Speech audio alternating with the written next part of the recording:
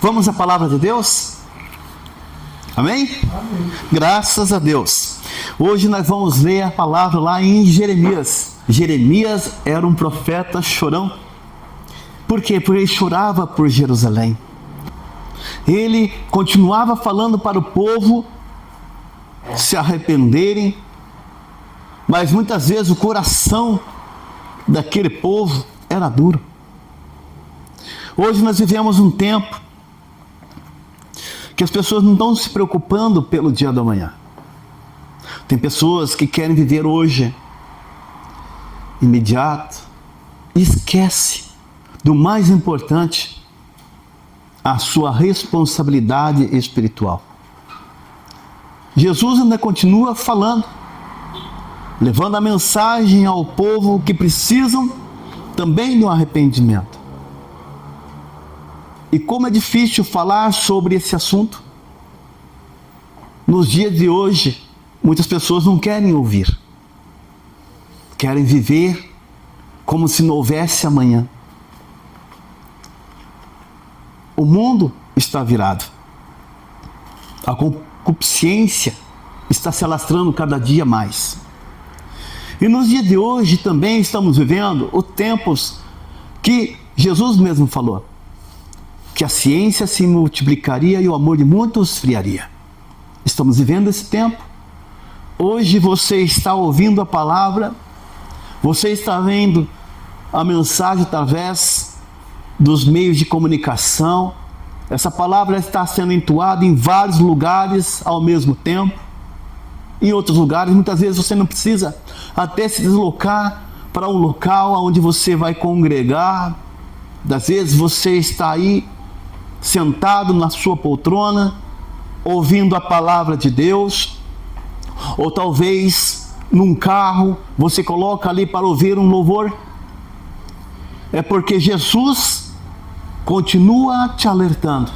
O Espírito Santo do Senhor está te mostrando para você que Ele ainda se importa com a sua vida. Eu não sei como que você está hoje. Qual a sua situação hoje? Talvez você está preocupado também pelo dia do amanhã. Talvez você esteja com problema de saúde, problema financeiro, problema conjugal. E você pensa, poxa, como que eu poderia mudar a minha vida? Se eu pudesse voltar atrás, o que eu poderia fazer? Deus, Ele dá a solução para nós. E Ele ainda nos alerta como devemos fazer para não cairmos nas ciladas do diabo. Ele mostra para nós, Ele dá sinais para nós como nós devemos agir. Mas se nós não ouvirmos a palavra de Deus, vamos cair no laço do passarinheiro. E como nós devemos sair do laço do passarinheiro? Como nós podemos ouvir e clamar a Deus para que Ele possa nos ouvir e dar para nós a segunda oportunidade? Se encontrar em nós um arrependimento genuíno, o Senhor, Ele vai sarar a nossa terra. Que terra é essa? É o nosso coração. Sarará as nossas enfermidades. Ele vai mudar a minha vida e a sua vida, se você ouvir e obedecer a palavra de Deus. Hoje é um tempo de você refletir no que aconteceu há milhares de anos atrás, quando Israel estava sendo sitiada, estava sendo julgada, porque não quiseram ouvir a palavra de Deus. E com certeza Deus, Ele não se alegra com a injustiça, mas Ele se alegra com a justiça. E ali naquele território, naquele país, estava decretado que um povo seria levado cativo para a Babilônia e ficaria 70 anos naquele lugar. Deus, através de Isaías 45, Deus falou através desse homem, Isaías, que antes que Israel caísse na mão do inimigo, Deus já estava falando para Isaías que haveria um libertador para Israel. Imagina, antes que o povo fosse cativo para a Babilônia, há mais de 40 anos, antes que acontecesse, Deus alertou através de Isaías que um homem chamado Ciro libertaria o povo de Israel. Imagina você, Deus já te dando a solução de algo que ainda não aconteceu. Isso quer dizer que Deus, ele tem planos para nós de bem e não de mal. Então ele nos alerta, ele nos mostra para nós o que vai acontecer. E se nós ouvirmos a palavra de Deus, nós não passaremos por essas situações. Então Isaías, ele alertou o povo de Israel, mas não quiseram ouvir. Tanto é que Isaías, no final da vida de Isaías, ele foi morto, ele foi cerrado ao meio. Se você procurar nas escrituras sagradas, você não vai encontrar a morte de Isaías, mas você vai procurar nos relatos judaico-cristãos. Ali Isaías, ele foi cerrado ao meio, ele foi morto porque ele falava a verdade. Então quando o homem de Deus fala a verdade, ou quando o profeta de Deus fala a verdade, ele paga por um preço alto, porque ninguém quer ouvir a verdade. É mais fácil aceitar a mentira do que a verdade. E é por isso no mundo de hoje tem pessoas que querem ouvir somente o que querem ouvir, o que satisfaz o seu ego. Porque quando um pregador for falar a verdade, a igreja esvazia e os botecos se enchem. Hoje, por exemplo, muitas pessoas estão ou já ficaram diante de uma televisão adorando a um bezerro. A sua expectativa estava ali. O mundo hoje está assim, vivendo de mal a pior. Mas quando você fala do amor de Deus, da vinda vindoura, você é ridicularizado. Mas você não pode deixar de falar a palavra de Deus. Bom, pois bem, muito tempo depois, pela misericórdia de Deus, Deus então levanta Jeremias.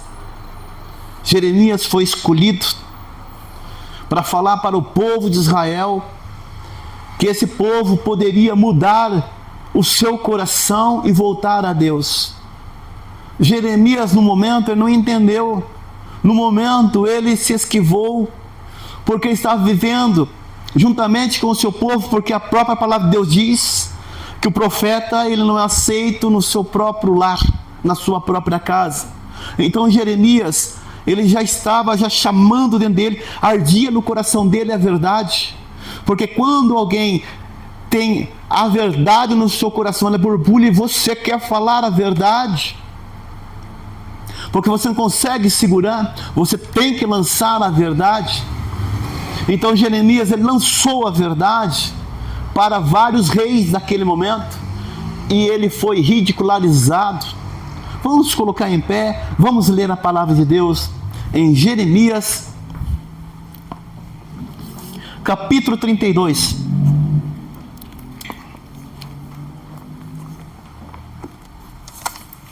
Como diz assim, como é difícil essa palavra. Jesus, ao falar certas palavras, muitas pessoas o abandonou.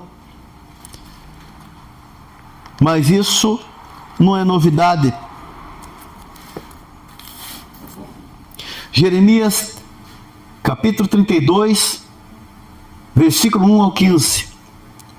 Ele foi, como diz assim, o sucessor de Isaías. Capítulo 32, versículo 1 ao 15, diz assim: palavra que veio a Jeremias da parte do Senhor, no ano 10º de Zedequias, rei de Judá, ou 18º de Nabucodonosor. Ora, nesse tempo, o exército do rei da Babilônia cercava Jerusalém. Jeremias, o profeta, estava encarcerado no pátio da guarda que estava na casa do rei de Judá. Pois Zedequias, rei de Judá, o havia encerrado, dizendo: porque profetizas tu que o Senhor disse que entregaria essa cidade nas mãos do rei da Babilônia, e ele a tomaria?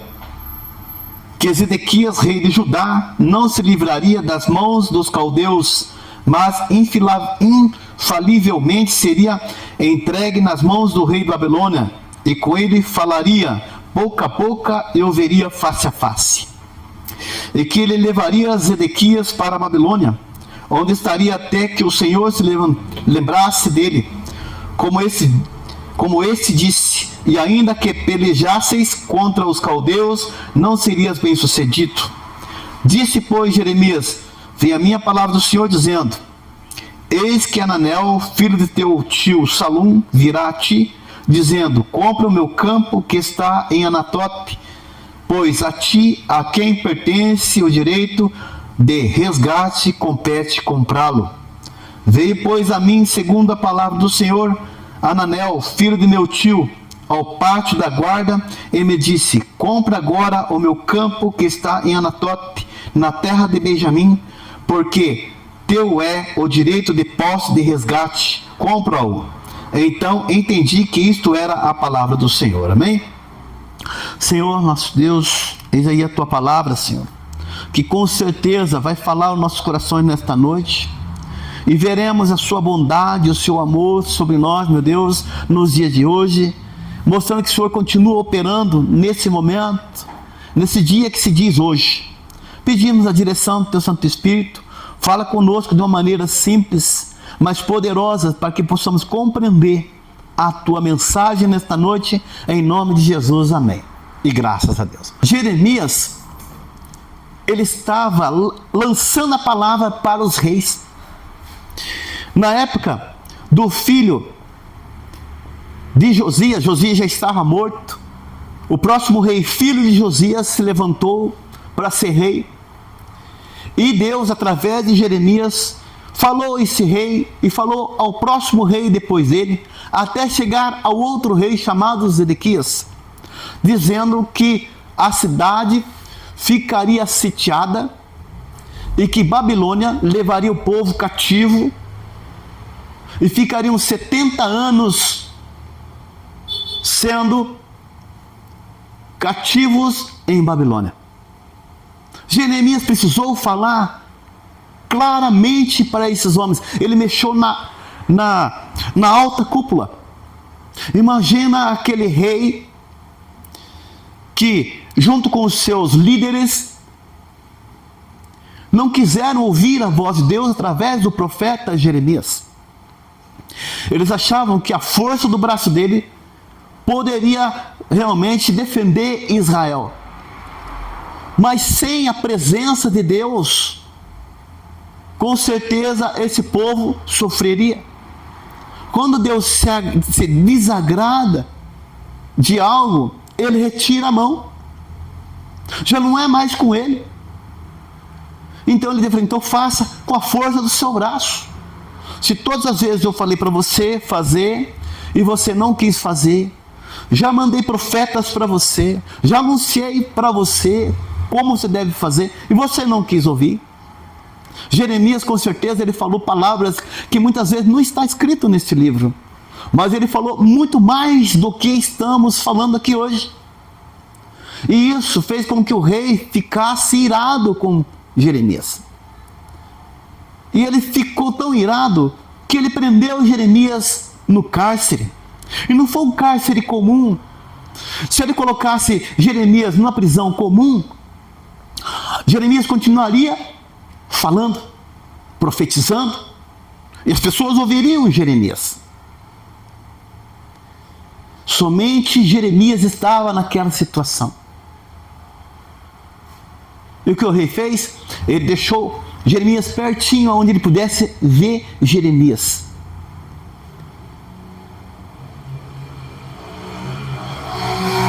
Só que veja bem, se nós lermos a palavra um pouquinho lá na frente, continuar lendo o trecho que aconteceu em Jeremias capítulo 32, Deus havia falado para Jeremias, dizendo: Jeremias, o povo vai ser levado cativo para a Babilônia e vai ficar lá 70 anos. Neste momento, no tempo que estamos falando aqui hoje, em Jeremias capítulo 32, ali Jeremias estava preso, a cidade já estava sitiada, Jerusalém estava sitiada por os povos inimigos.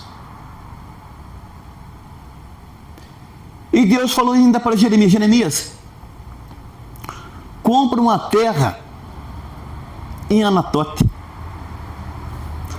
Essa terra fica a 5 quilômetros de Jerusalém. Imagina Jeremias pregando a palavra para os reis, dizendo que Jerusalém seria levada cativa, Jerusalém seria destruída, o templo seria destruído, as portas de Jerusalém seriam queimadas a fogo, levariam todos os pertences do rei de Israel, inclusive as bacias de ouro, ou seja, tudo que o templo possuía. Levariam também os príncipes de Judá, e o povo ia ficar desprotegido, ninguém mais poderia construir casas ali, a cidade seria destruída por todos, como se fosse um gafanhoto de pessoas que entrariam ali para saquear. Imagina você morando numa casa e ali entrar esse povo como se fosse gafanhoto, e você não tem mais liberdade de viver na sua própria casa, no seu próprio terreno, e entrar e saquear em tudo que você tem, os seus bens, levar suas mulheres cativas, e os velhos abandonados, seus filhos sendo arrastados, levados cativos para uma terra estranha. Não era isso que Deus queria de Jerusalém? Não era aquilo que foi preparado para esse povo? Mas esse povo já estava sendo alertado várias e inúmeras vezes o que haveria de acontecer no futuro. Mas muitas vezes Deus fala para que nós possamos entender e compreender o que Ele quer nos ensinar e nos alertar, porque coisas futuras acontecerão, problemas acontecerão, e que Deus ainda nos alerta dos perigos que vai acontecer lá na frente. Então esse povo de Israel estava já sendo alertado várias e inúmeras vezes, e o último profeta estava ali e estava no cárcere. Ou seja, estavam querendo calar a boca de Deus. Ninguém cala a boca de Deus. E ali, com certeza, na prisão, Jeremias ainda falava para o rei: ó, rei, eu estou preso aqui. Então, numa oportunidade, rei, se entregue à Babilônia, porque é a vontade de Deus que você se entregue. Você vai ver o rei face a face, o rei da Babilônia face a face. Você vai ver os olhos do rei cara a cara. E o rei fala: você está dizendo que eu vou ver cara a cara o rei da Babilônia e vou falar face a face com o rei da Babilônia? Você está mentindo, Jeremias. Você quer colocar o povo com medo, e o medo faz com que o povo se escravize. Então Jeremias estava naquela situação, e como profeta de Deus, ele sabia que Deus ia honrar tudo aquilo que o profeta falou. Porque você precisa, quando você está profetizando, quando você está falando das coisas de Deus, você precisa crer naquilo que você está falando. Se você não crê na palavra de Deus, você não vai ver.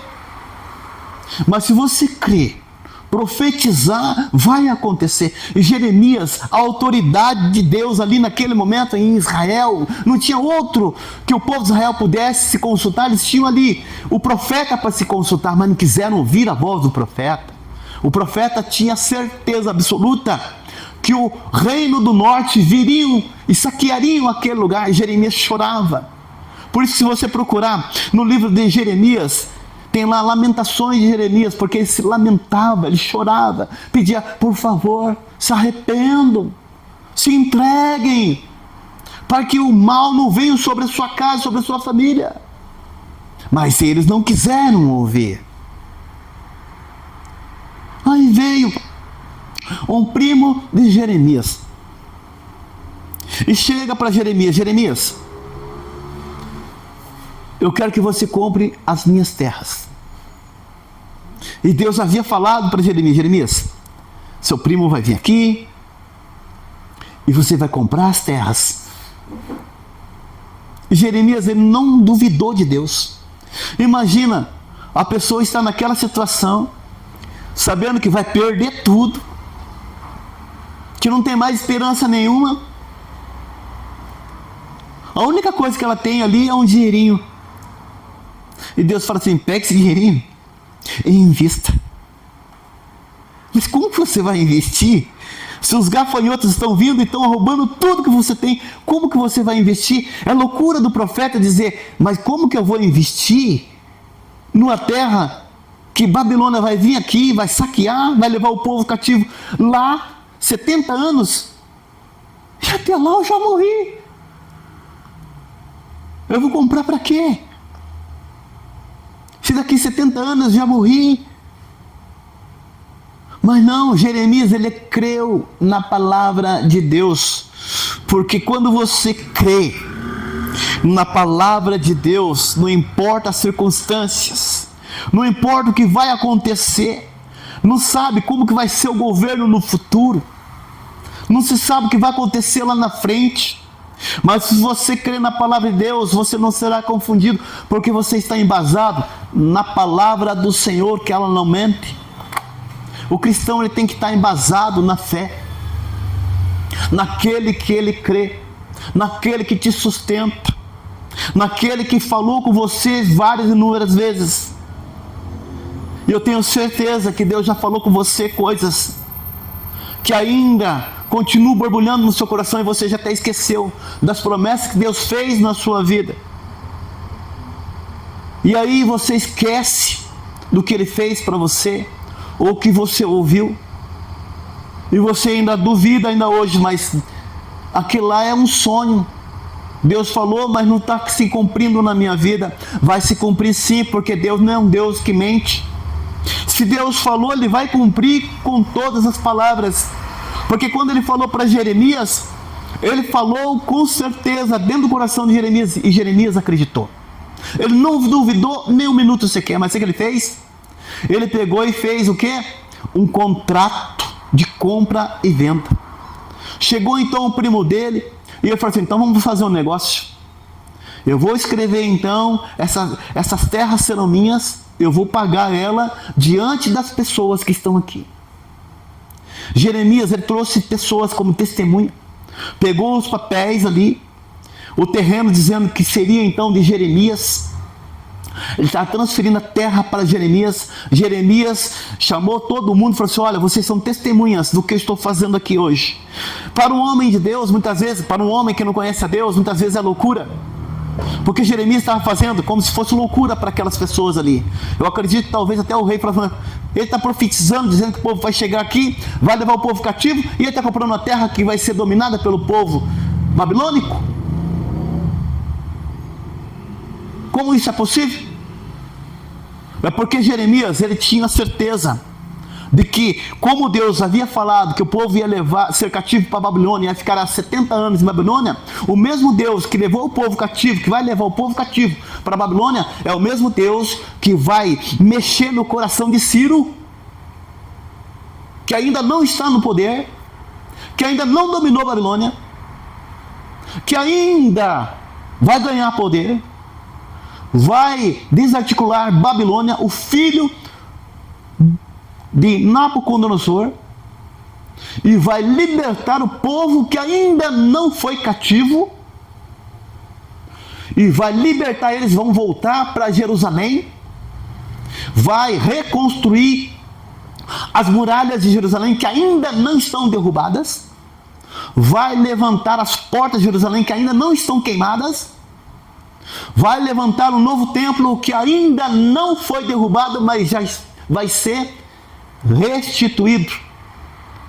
Isso é a fidelidade de Deus que Ele já tinha implantado no coração de Jeremias. Então Jeremias tinha convicção de que algo novo aconteceria. E é isso que você precisa acreditar, que todas as vezes que você se levantar, você tem que borbulhar no seu coração que hoje é um dia melhor para a sua vida. Mesmo, por isso que o profeta Abacuque, mesmo que a figueira minta, mesmo que a figueira não floresça e que não haja frutos,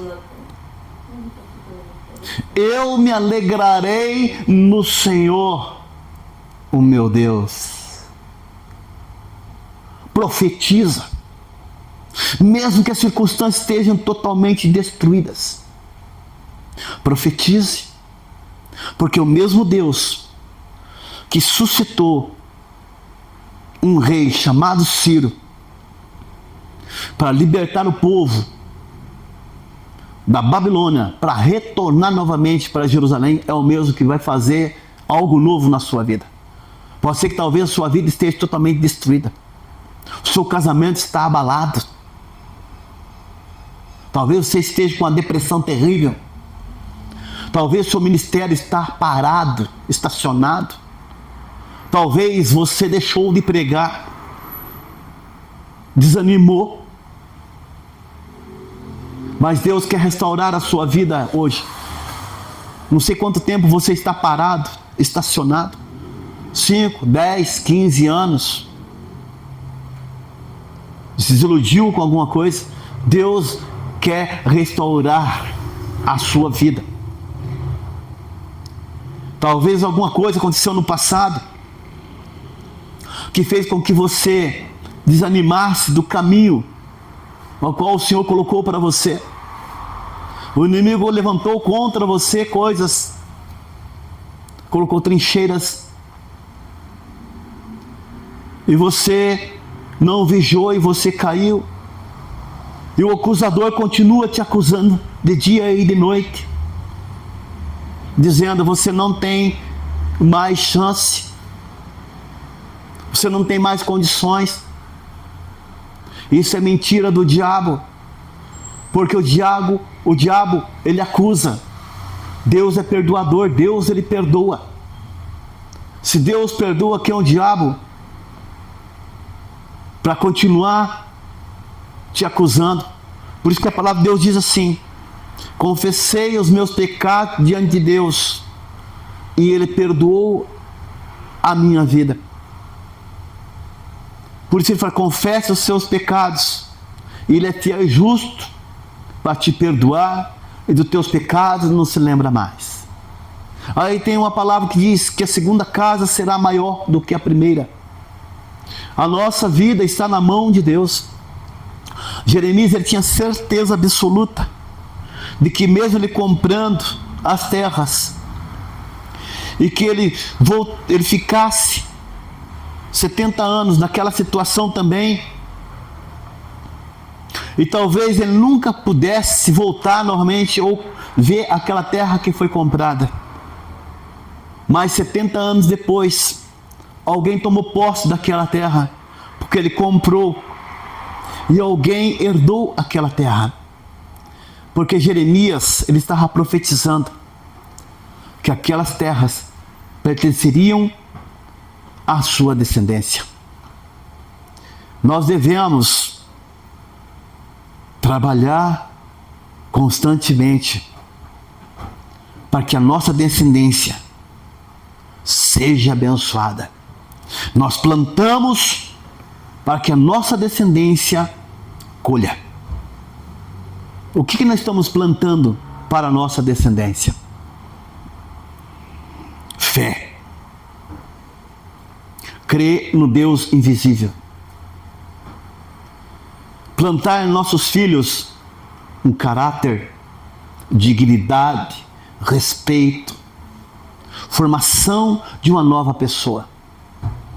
É o que os pais devem fazer para os seus filhos, para que eles sejam bem-sucedidos e que alcancem os seus objetivos. Uns plantam, uns regam, e Deus dá o crescimento. Aquele povo, depois de 70 anos, Deus mexe no coração de Ciro. Ciro liberta esse povo. Depois de um bom tempo, Deus mexe no coração de um outro rei, Artaxerxes, e libera Neemias para que viesse a Jerusalém e reconstruísse Jerusalém. Neemias, ele olha as muralhas de Jerusalém, ele restaura Jerusalém, os muralhas de Jerusalém, e o povo ficou naquela terra e viram com os próprios olhos o que foi falado e prometido há 70 anos antes. Quando Neemias trouxe um povo da Babilônia e chegaram em Jerusalém, existia duas classes de pessoas. Uns estavam alegres e outros estavam chorando. Neemias, então, ele juntamente com Esdras, eles pegam a lei de Moisés, o livro, e colocam diante do povo aquela palavra. O povo se levanta, escuta as palavras que Neemias estava falando, e Neemias fala a respeito do poder de Deus, do amor de Deus, a misericórdia de Deus, o Deus de Israel, dos antepassados dele. Ali Neemias mostrou que Deus fez com o povo no deserto. Ali Neemias mostrou para esse povo futuro o que Deus fez, os milagres que abriu o Mar Vermelho. Ali Deus mostrou a bondade de Deus. Ali ele mostrou a bondade de Deus quando o povo entrou nas terras prometidas. Ali ele mostrou que se olhassem para o templo de Jerusalém, invocasse a Deus, Deus estaria ali naquele momento. E o povo então se alegrou, e muitos choraram, e perguntaram: mas por que vocês estão chorando? Aquele povo estava chorando porque eles imaginaram: poxa vida, nós fomos cativos para a Babilônia, ficamos 70 anos na Babilônia, quando chegamos aqui estava tudo destruído. Enquanto isso, o outro povo estava alegre, dizendo: nós nascemos em Babilônia, mas nunca pisamos na terra de Jerusalém. E hoje eu estou olhando aqui Jerusalém com meus olhos, como Deus, Ele é fiel com a palavra. E hoje eu estou vendo as terras dos meus pais, que morreram nessa terra. E eu sou filho, nascido em Babilônia, mas hoje eu estou vendo aqui os milagres de Deus nessa terra, que agora é nossa. Então Neemias disse ao povo que estava chorando: pare de chorar, pare de se lamentar, porque agora tudo é novo. Pare de ficar pensando nas coisas do passado, no que se perdeu no passado. Ficar pensando nas coisas do passado, você não vai ver as coisas do futuro. Se você, a partir de hoje, você ficar pensando nas coisas do passado que se foram, não voltam mais. Águas que passaram não se voltam mais. Então é daqui para frente. Então, se alguém talvez lançou uma palavra maldizente para você, você foi traído, você foi ferido, caluniado, mas hoje você está vendo a misericórdia de Deus na sua vida, porque muitos já se foram e você continua em pé aí, firme. Muitos que se levantaram contra você não estão mais nessa terra, muitas vezes já se foram há muito tempo. E muitas vezes você ainda traz rancor no seu coração de pessoas que já se foram. Pare de ficar se torturando, sofrendo, angustiando dentro da sua alma. Isso não vai trazer nada de volta mais. Mas o que você pode fazer é pedir perdão, se reconciliar com Deus e pronto. Viva uma novidade de vida. Jesus quer que você tenha uma novidade de vida. Olhe daqui para frente, olhe novo, porque Jesus quer perdoar os seus pecados. Se Jesus quer perdoar os seus pecados, então por que você quer ainda ser acorrentado pelos pensamentos do passado, pela derrota do passado? Derrota do passado não vai te trazer felicidade hoje. Você tem que levantar hoje com novidade de vida. Você tem que aproveitar e dizer: obrigado, Jesus, por mais uma oportunidade. Hoje é um momento novo para a minha vida. Hoje é uma restituição para mim. Então Deus quer restituir a sua vida. Hoje é o momento de você mudar novos rumos, novas trajetórias, fazer novos projetos para a sua vida. Então é hora de você se levantar. É hora de você parar de chorar, arregaçar as mangas e ir para frente. O tempo ainda está aí. Aproveite enquanto é tempo, enquanto é dia, faça no Senhor. Revigore-se no Senhor, porque Deus quer revigorar a sua vida. Esse povo veio de Babilônia, chegou para Jerusalém. Sabe o que eles fizeram no final da história? Restituíram, reconstruíram tudo novamente. Nós falamos desse povo, mas nós somos enxertados na videira. Nós temos a oportunidade de mudança. Você tem novidade de vida? Está pulsando dentro de você a verdade. Então hoje é o momento de escolha. Você quer viver o passado, a derrota? Ou você quer ver novidade de vida? Quer viver um novo tempo? É você e Deus. Então pare de chorar, se lastimar. Se alegre no Senhor. Foi isso que Neemias fez. Neemias falou assim: agora é hora de se alegrar. É hora de festejar. É hora de pular no Senhor e dizer: o Senhor é bom e a sua misericórdia dura para sempre. Amém? E graças a Deus. Vamos colocar em pé. Você na sua casa. Você refletiu nessa mensagem?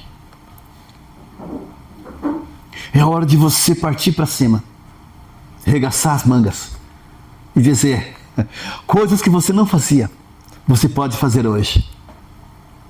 Palavras que você muitas vezes não conseguia falar, você pode falar hoje. Talvez você não tenha falado para tua esposa: meu amor, eu te amo. Agora é o momento de você falar: meu amor, eu te amo.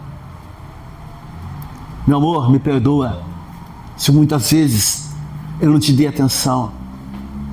Filho, me abrace, porque eu preciso do teu abraço.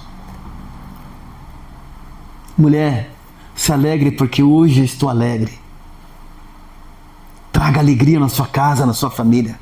Restauração, renovo. Aonde você for, exale o bom perfume de Cristo. Traga novidade de vida. Jesus quer trazer para você novidade de vida. Em nome de Jesus.